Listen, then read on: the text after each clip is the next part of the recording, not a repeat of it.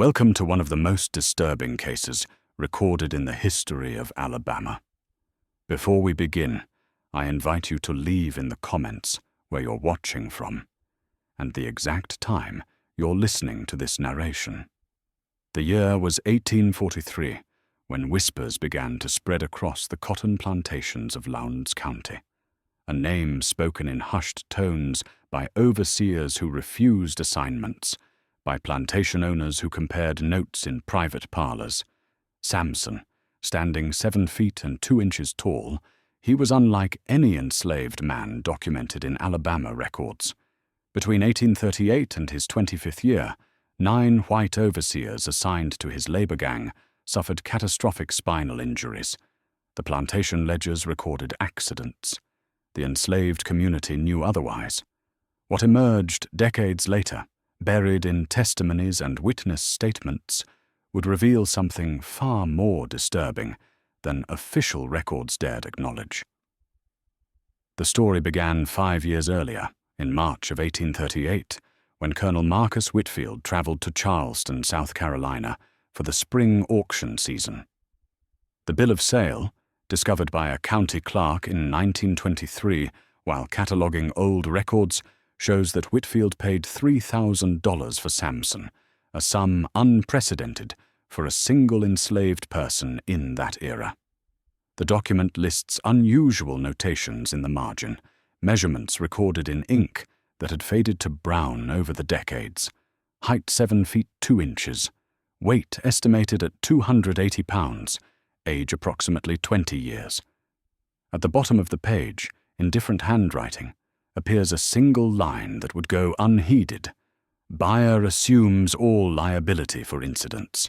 The Whitfield plantation stretched across 200 acres of prime cotton land in Lowndes County, worked by 89 enslaved people divided into 4 separate labor gangs.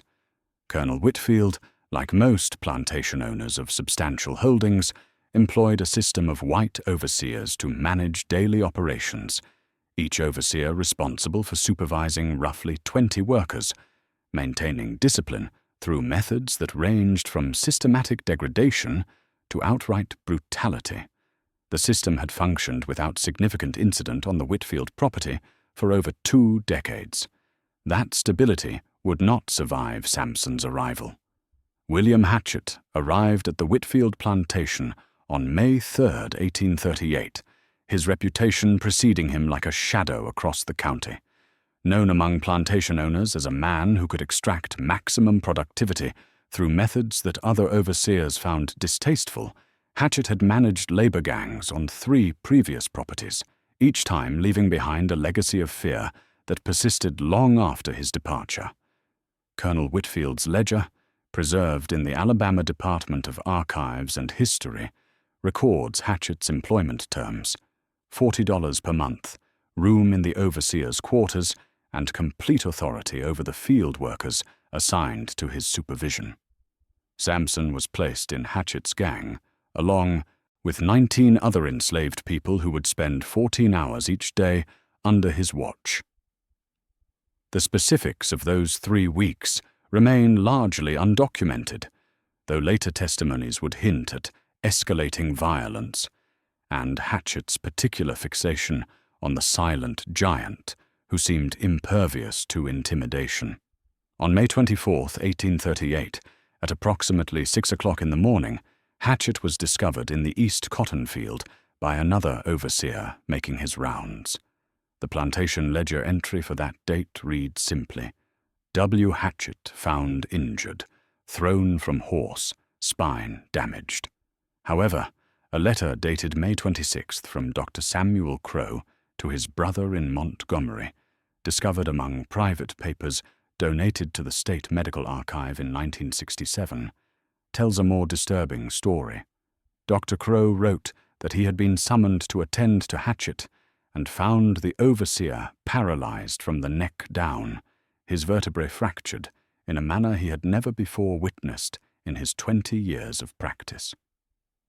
The physician noted that the pattern of injury suggested not a fall, but rather a compression force applied with tremendous power directly to the spine, as if the bones had been crushed by an enormous weight descending from above. Hatchett remained conscious but unable to speak, his eyes moving frantically, as if trying to communicate something of desperate importance. He died on May 26th, taking whatever he had seen in that cotton field to his grave.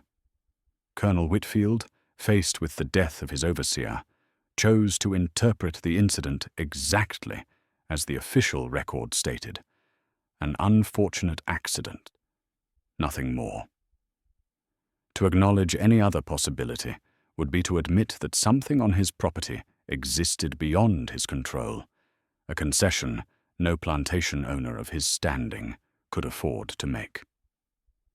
Within 2 weeks of Hatchett's death, he hired James McAllister, a 26-year-old man from a struggling farm family who saw overseer work as his path to eventual property ownership.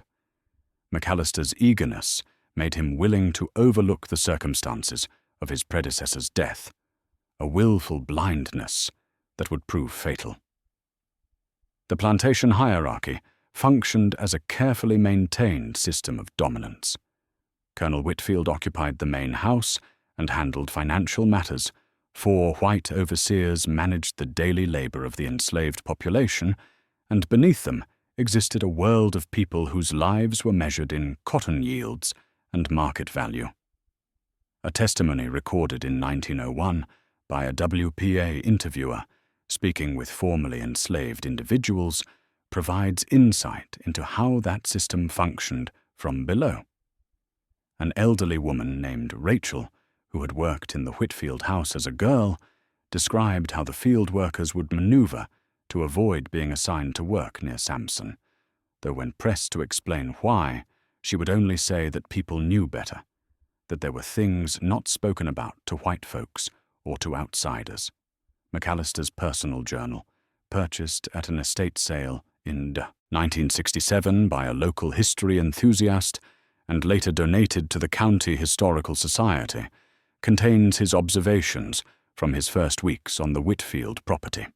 His entry from June 15, 1838, describes his initial encounter with the enslaved man the other workers called Samson, a figure of extraordinary height who moved through the cotton rows with methodical precision, who responded to commands with immediate compliance, yet who maintained an unnerving silence and kept his eyes fixed downward, never once meeting the gaze of any white person. McAllister noted that this deference should have been reassuring, but instead it produced in him a profound unease he could not adequately explain. James McAllister's journal entries ceased abruptly on August 19, 1838. The following day's plantation ledger contains a terse notation: J. McAllister, injured in barn collapse, severe damage to back, Dr. Crow summoned. The official account, recorded by Colonel Whitfield himself, described how McAllister had been inspecting a barn used for storing cotton bales when a support beam gave way, striking him across the shoulders and driving him to the ground. 2 enslaved workers who had been present corroborated this version of events when questioned, though their testimonies were notably brief and offered no details beyond the basic sequence. McAllister survived for 3 days in excruciating pain before succumbing to his injuries on August 22nd. His spine had been broken in 3 places, the fractures occurring at intervals that Dr. Crow found medically perplexing, a notation discovered in 1955 among the private papers of County Sheriff Benjamin Morse, who had been summoned to investigate the second overseer death within 4 months, reveals a troubling observation that never made it into any official report. Sheriff Morse wrote that the barn beam in question weighed perhaps 90 pounds and had fallen from a height of 8 feet, yet McAllister's injuries suggested he had been struck with a force equivalent to several tons, as if the beam had been driven down upon him rather than simply falling.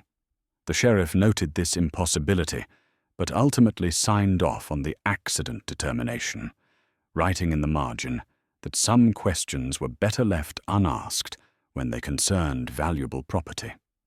Colonel Whitfield hired Robert Clemens in September 1838, a man of 43 years with extensive experience managing labor on Mississippi cotton plantations. Clemens lasted 6 weeks. On October 31st, he was found in the cotton fields, his spine broken in an identical pattern to both Hatchett and McAllister, his body discovered by workers returning from their midday break. The official record lists the cause as a fall from a wagon. By November 1838, whispers had begun to circulate among the plantation owners who gathered at the Lowndes County Courthouse on business days. 3 overseers dead in 7 months, all with broken spines, all on the property that housed the giant. James McAllister's journal entries ceased abruptly on August 19, 1838. The following day's plantation ledger contains a terse notation. J. McAllister injured in barn collapse, severe damage to back. Dr. Crow summoned. The official account, recorded by Colonel Whitfield himself, described how McAllister had been inspecting a barn used for storing cotton bales when a support beam gave way, striking him across the shoulders and driving him to the ground. 2 enslaved workers who had been present corroborated this version of events when questioned, though their testimonies were notably brief and offered no details beyond the basic sequence. McAllister survived for 3 days in excruciating pain before succumbing to his injuries on August 22nd. His spine had been broken in 3 places, the fractures occurring at intervals that Dr. Crow found medically perplexing. A notation discovered in 1955 among the private papers of County Sheriff Benjamin Morse, who had been summoned to investigate the second overseer death within 4 months, reveals a troubling observation that never made it into any official report. Sheriff Morse wrote that the barn beam in question weighed perhaps 90 pounds and had fallen from a height of 8 feet, yet McAllister's injuries suggested he had been struck with a force equivalent to several tons, as if the beam had been driven down upon him rather than simply falling. The sheriff noted this impossibility, but ultimately signed off on the accident determination, writing in the margin that some questions were better left unasked when they concerned valuable property. Colonel Whitfield hired Robert Clemens in September 1838, a man of 43 years, with extensive experience managing labor on Mississippi cotton plantations. Clemens lasted 6 weeks. On October 31st, he was found in the cotton fields, his spine broken in an identical pattern to both Hatchett and McAllister, his body discovered by workers returning from their midday break. The official record lists the cause as a fall from a wagon. By November 1838, whispers had begun to circulate among the plantation owners who gathered at the Lowndes County Courthouse on business days. 3 overseers dead in 7 months, all with broken spines, all on the property that housed the giant. The mounting deaths forced Colonel Whitfield into a position he had hoped to avoid, requesting a formal investigation by county authorities in November 1838. The investigator's report, filed with the Circuit Court of Lowndes County and later transferred to the Alabama State Archives during a records consolidation in 1891, bears the signature of Deputy Magistrate Harold Pemberton, a respected figure in local legal circles. The document spans 4 pages of careful handwriting, detailing interviews with witnesses, examination of the death sites, and consultation with Dr. Samuel Crow regarding the medical evidence. Pemberton's conclusion, stated in the formal language of official proceedings, determined that all 3 deaths resulted from unfortunate accidents attributable to the inherent dangers of plantation operations and required no further inquiry. The investigation appeared thorough, and the conclusion unassailable. However, when the document was examined by a graduate student researching antebellum legal procedures in 1978, she noticed that margin notes appeared throughout the text in a different shade of ink, added at some point after the original composition. These notations, barely legible after a century and a half, include calculations that appear to be monetary figures and a single phrase. Matter concluded as agreed. The implications of these additions suggest that Pemberton's investigation reached the conclusion Colonel Whitfield required rather than the conclusion the evidence supported. A letter dated November 28, 1838, preserved in a private collection of Whitfield family correspondence and made available to researchers in 1989, reveals the Colonel's private thoughts on the matter. Writing to his younger brother Edmund in Mobile, Whitfield acknowledged his concerns about the Negro giant who seems to carry some curse or affliction that I cannot comprehend, yet in the same paragraph insisted that he could not afford to acknowledge any irregularity publicly, as doing so would damage his reputation among fellow plantation owners and potentially decrease the value of his entire operation should word spread that his property was somehow tainted. The letter concludes with Whitfield's determination to hire more overseers, to manage the situation through sheer force of will and the maintenance of absolute authority, a decision that would prove catastrophic. The most detailed accounts of Samson's nature would not emerge until 5 decades after the events themselves, when the voices of those who had witnessed him firsthand could finally be recorded without fear of retribution. In the summer of 1889, Reverend Thomas Ashford, a Methodist circuit minister working in rural Alabama, began collecting testimonies from elderly men and women who had been enslaved before emancipation, recognizing that an entire generation of witnesses to history would soon be lost forever. His handwritten records, donated to the Tuskegee Institute in 1903, contain interviews with 7 individuals who had lived on the Whitfield plantation during Samson's time there. Among these testimonies, the account of a woman identified only as Charity, aged approximately 79 at the time of interview, provides the most vivid description of the man at the center of the tragedy.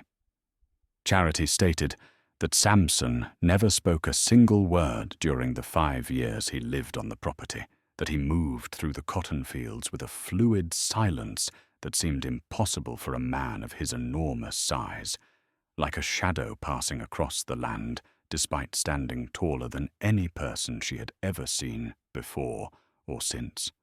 She described how he always worked alone, how the overseers would assign others to work near him, but those people would gradually drift away until Samson stood isolated in his section of the field, and how no overseer, no matter how brutal his methods or how violent his temperament, could make Samson move faster than his own chosen pace.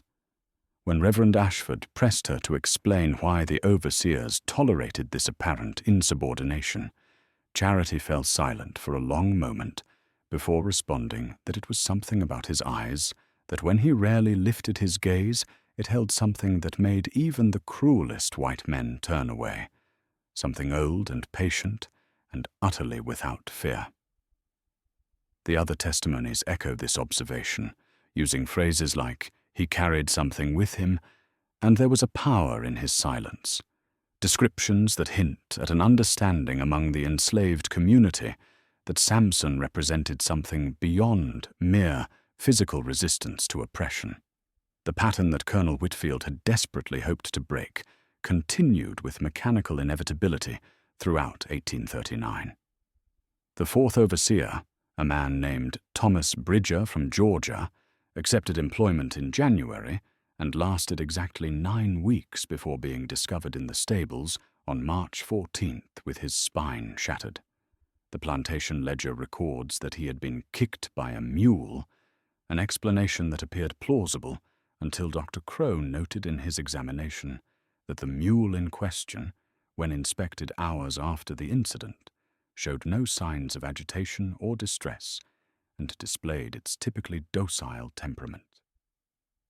The 5th overseer, Martin Deerfield, arrived in April 1839 and survived until late June, when witnesses reported that a cotton wagon wheel had rolled over his back while he stood supervising the loading of bales. The official account lists this as the cause of his fatal spinal fractures. Yet 3 separate testimonies collected decades later from individuals who had been present that day state with certainty that the wagon had not been moving, that Deerfield had simply collapsed to the ground, as if struck from above, while the wagon stood completely still several feet away from his body.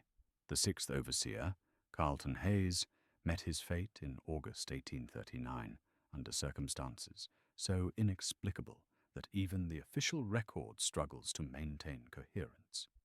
The plantation ledger entry for August 23rd states that Hayes stumbled on level ground and fell in such a manner that his spine broke upon impact, an explanation that defies basic understanding of human anatomy and physics.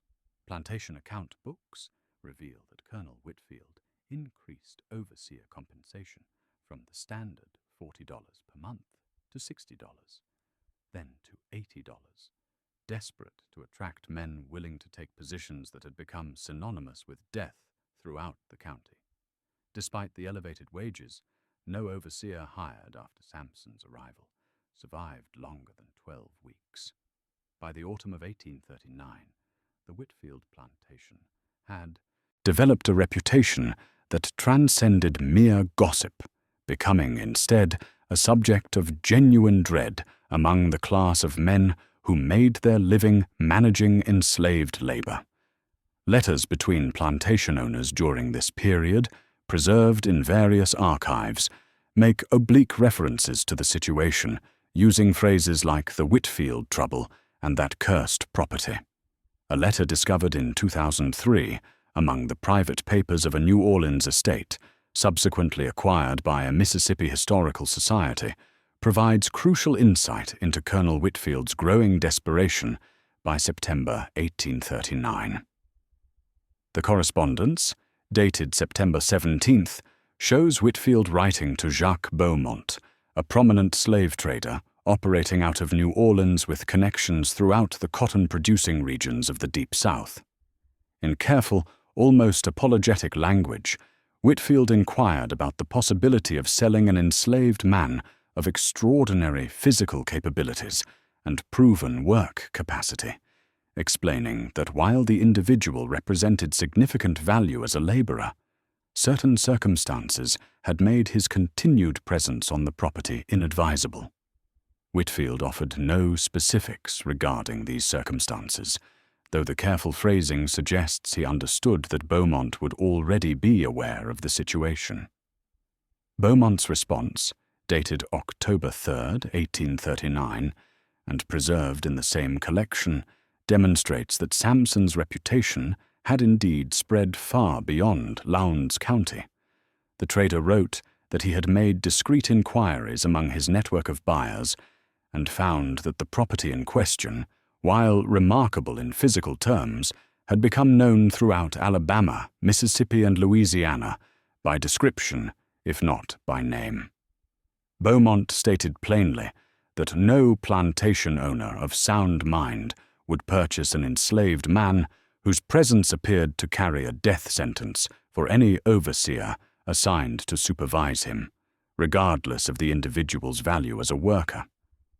The letter concludes with a paragraph that hints at stories circulating through the informal networks of traders and plantation owners, rumors that Samson had been born on a South Carolina plantation to an enslaved woman named Dinah and a white overseer named Garrett, that Garrett had beaten Dinah to death when Samson was 12 years old, and that something had broken inside the boy that day, something that never healed, but instead transformed into whatever now resided behind his silence.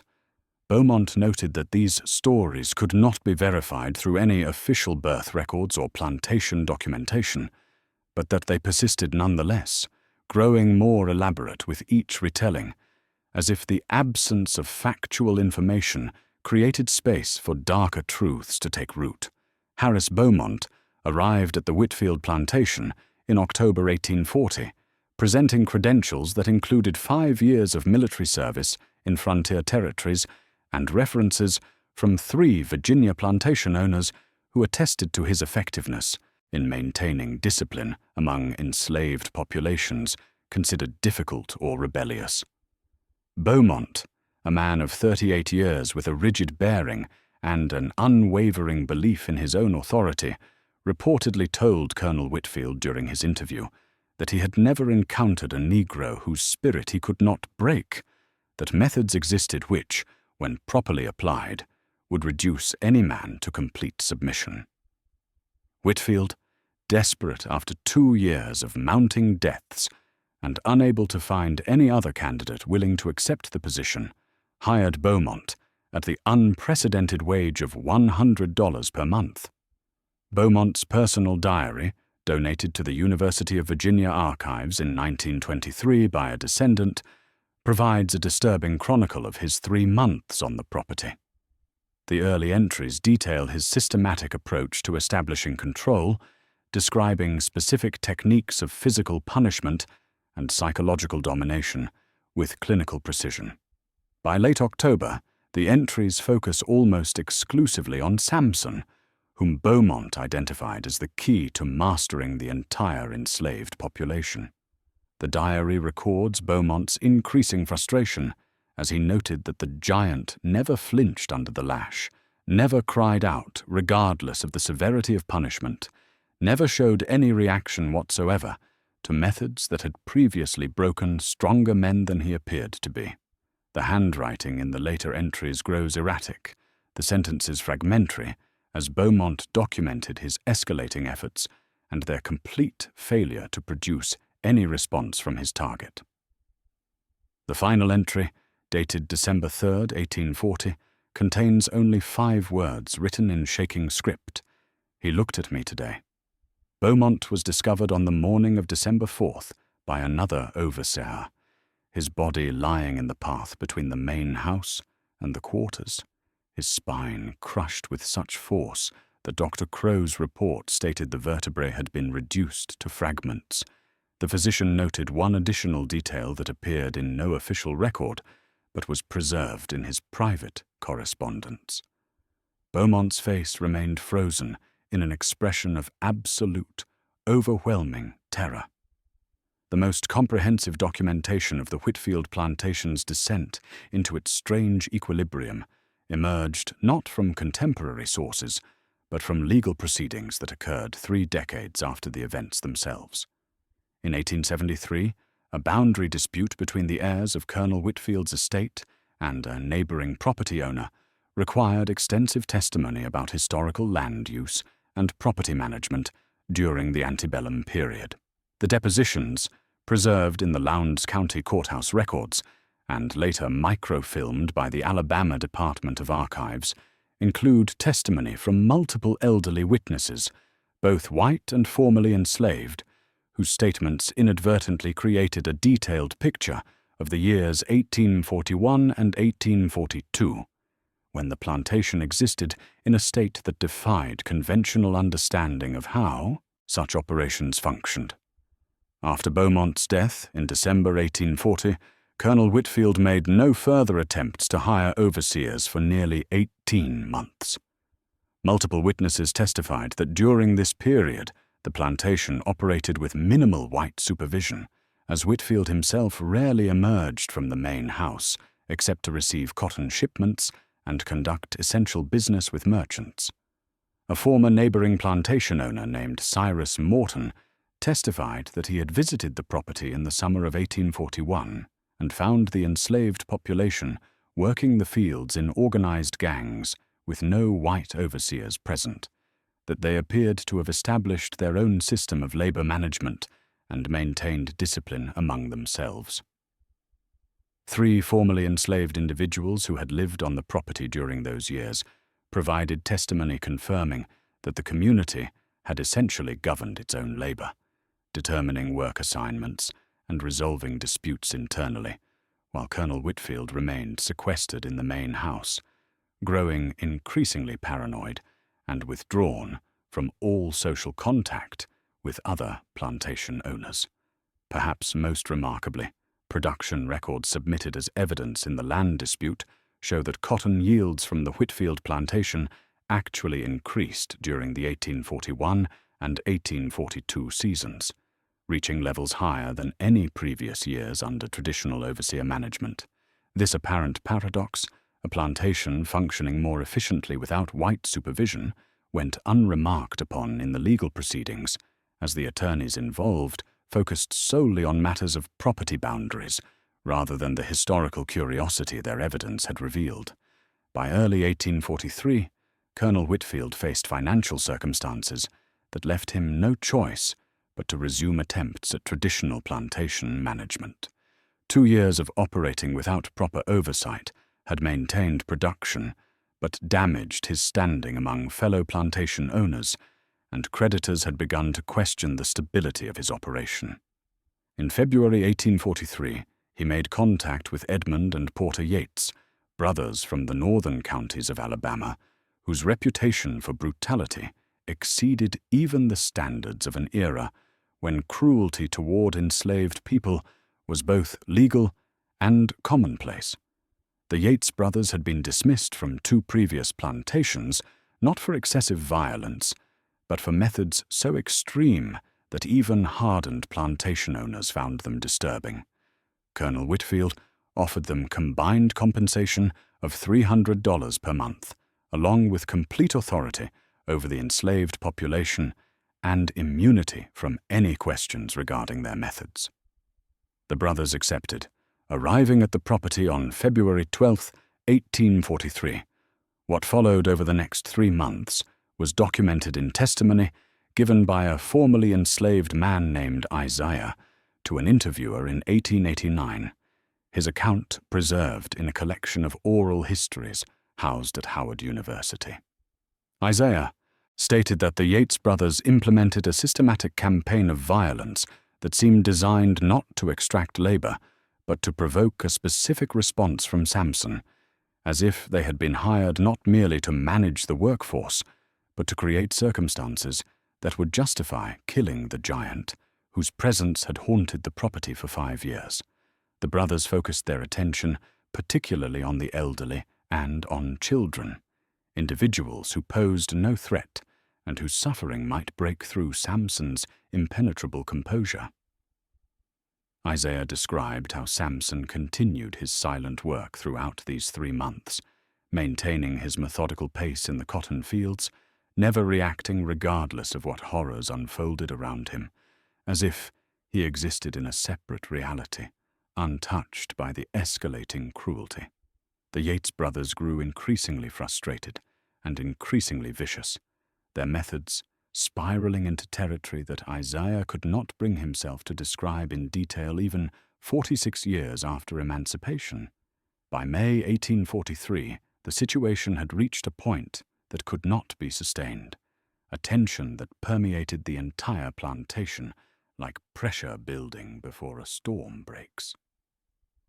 The morning of May 15, 1843, brought an ending to the pattern that had persisted for 5 years, though not in the manner Colonel Whitfield or the Yates brothers had anticipated. Porter Yates was discovered at first light by workers arriving at the cotton fields, his body lying in the center of the same section where Samson had been assigned to work. Dr. Samuel Crow's report, preserved in the archives of the Medical College of Alabama and examined by researchers in 1971, describes injuries that surpassed in severity every previous case he had documented. Porter Yates's spine had been shattered in 6 places, the fractures so catastrophic that the physician noted the bones had been reduced to fragments, as if subjected to pressure beyond anything that should be possible through accidental means. The report includes a sketch showing the distribution of damage, a medical illustration that subsequent physicians who examined the document found anatomically inexplicable. Edmund Yates departed the plantation within hours of his brother's discovery, taking only what he could carry and leaving behind 3 months of unpaid wages. Despite extensive searches conducted by his family over subsequent years, documented in correspondence preserved by the Alabama Historical Society, Edmund Yates was never seen or heard from in Alabama again. his ultimate fate remaining unknown. The Lowndes County Register published a single line regarding the incident in its May 18th edition. Overseer dies in farming accident on Whitfield property. No further details provided. Within 1 week of Porter Yates's death, Colonel Whitfield arranged the sale of Samson to a plantation in Chickasaw County, Mississippi, accepting a price well below market value and reportedly expressing relief at the transaction's completion. Records from the Mississippi property, examined during a genealogical research project in 1992, show that Samson lived and worked there until at least 1865, his presence documented in annual inventory lists throughout the Civil War period. Remarkably, these records indicate that he worked in the fields, but was never again placed under the direct supervision of an overseer. Instead, he simply received his work assignments each morning from a clerk and was left entirely alone to complete them, a singular arrangement that plantation management apparently found preferable to any alternative, as if they understood that certain accommodations were necessary when dealing with forces that could not be controlled. In the spring of 1934, nearly 90 years after the events that had marked the Whitfield plantation, a graduate student named Margaret Dawson arrived in Lowndes County as part of her doctoral research at the University of Alabama. Her thesis focused on labor systems and management structures on antebellum cotton plantations, an academic topic that required first-hand testimony from the dwindling population of individuals who had experienced slavery before emancipation. Through contacts with local black churches and community leaders, Dawson located 3 people in their 90s who had lived on the Whitfield property during the relevant period: a woman named Essie May, a man called Joshua, and another man who asked to be identified only as Thomas. The interviews, conducted over several weeks and preserved in Dawson's unpublished dissertation held in the university's Special Collections Library, provide the most detailed accounts of Samson to emerge from any source. All 3 witnesses independently described the same essential narrative about his origins, though they cautioned that they were relating stories told to them by older enslaved people who had known him directly. Samson had arrived at the Whitfield plantation already bearing the silence that would define him, having been transferred from a South Carolina property where, as a teenager of perhaps 15 or 16 years, he had been beaten with such severity by an overseer that the injuries should have resulted in his death. The specific nature of the beating remained unclear in the testimonies, though Essie May stated that it had involved his mother's murder and his own attempt to intervene, an act of defiance that led to punishment intended to serve as a fatal example to others.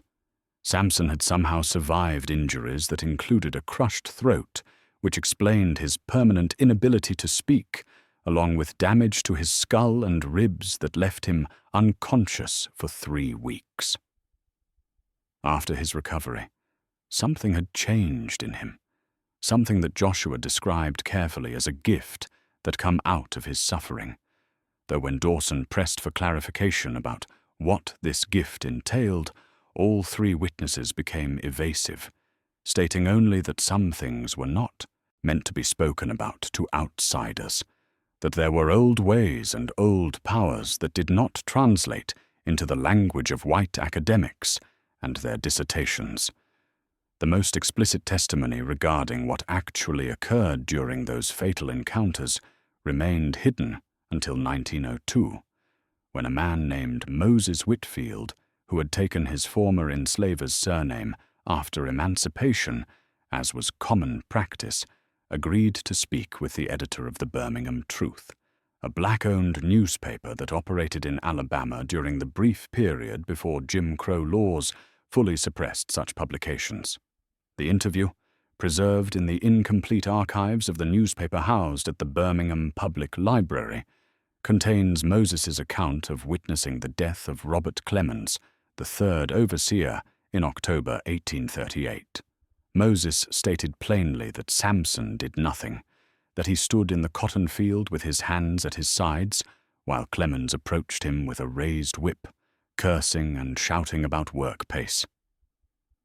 Moses described how Samson, who always kept his eyes fixed on the ground in the presence of white men, slowly lifted his gaze and looked directly at Clemens for the first and only time.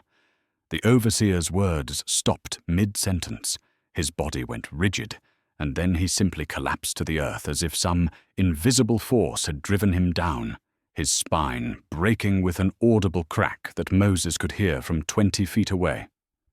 Moses insisted to the newspaper editor that this pattern repeated in all 9 incidents, that each time an overseer threatened or struck Samson with sufficient violence or malice, the giant would finally raise his eyes and look directly at his attacker, and within moments that man would fall with his back broken, though Samson himself never moved, never raised a hand, never touched any of them.